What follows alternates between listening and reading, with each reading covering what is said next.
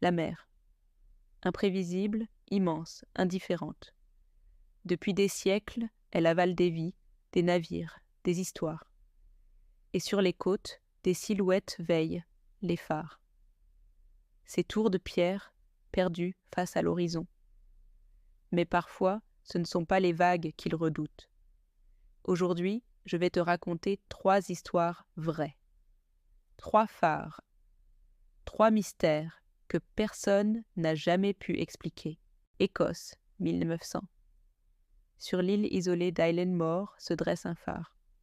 3 gardiens, Thomas Marshall, James Ducas et Donald MacArthur, y veillent sur la lumière.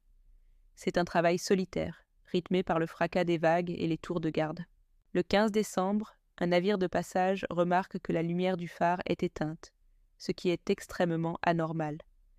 Mais une violente tempête empêche toute approche.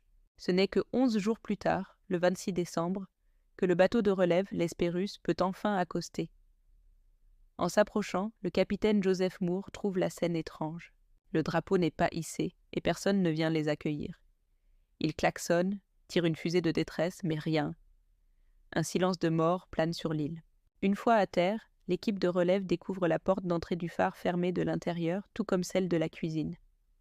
Une fois forcés, ils pénètrent dans une atmosphère glaciale.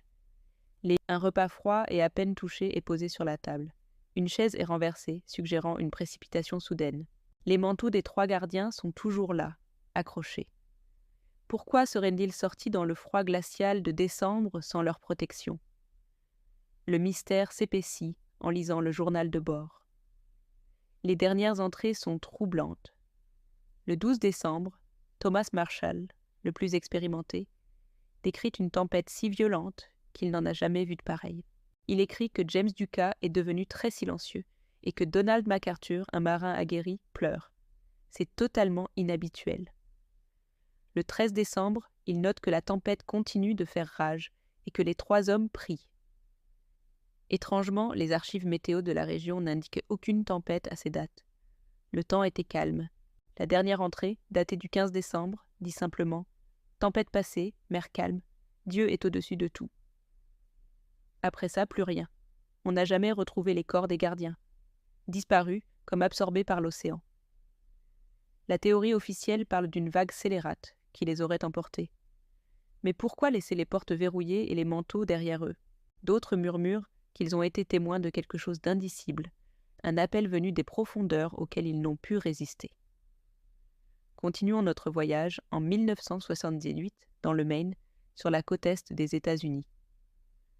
Un gardien du phare, du Cap Désolation, un homme nommé Jack Miller, commence à signaler des phénomènes étranges. Chaque nuit, alors que le brouillard enveloppe la côte, des lumières bleutées apparaissent au loin, dansant à la surface de l'eau. Au début, il pense à des bateaux de pêche, mais leur comportement est anormal.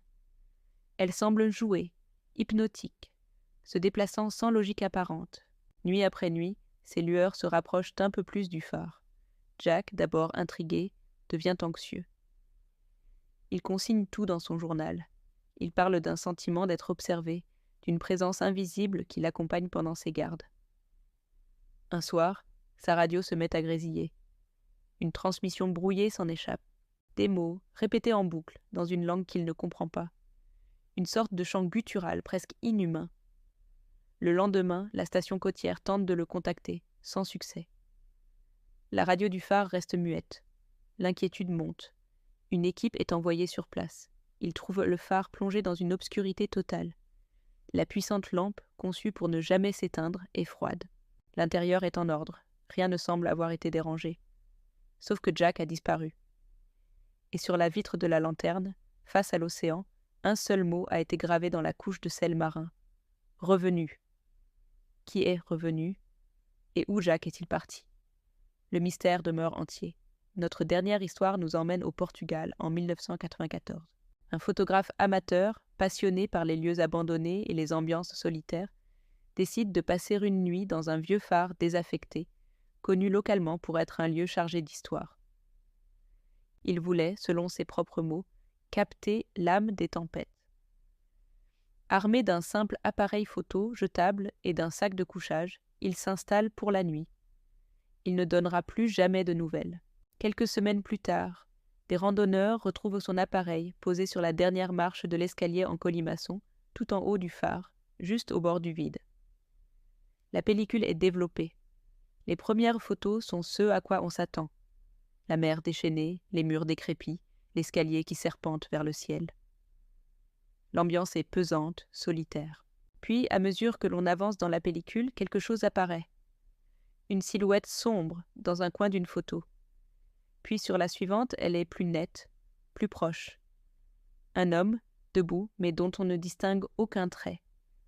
Un visage lisse, vide. Clic après clic, la silhouette se rapproche inexorablement du photographe. Sur le tout dernier cliché, elle remplit presque tout le cadre. Une présence massive, terrifiante, sans visage. Le photographe, lui, n'a jamais été retrouvé. Seul son appareil témoigne de sa dernière nuit. Les phares ne dorment jamais. Ils observent, silencieux, les tempêtes et les âmes perdues. Certains disent qu'ils protègent les vivants. D'autres pensent qu'ils guident les morts. Ces histoires ne sont que 3 fragments des mystères qui entourent ces sentinelles de pierre. Dis-moi en commentaire, si tu devais passer une nuit dans l'un de ces phares, lequel choisirais-tu? Et quelle est ta théorie sur ces disparitions? Si tu aimes les mystes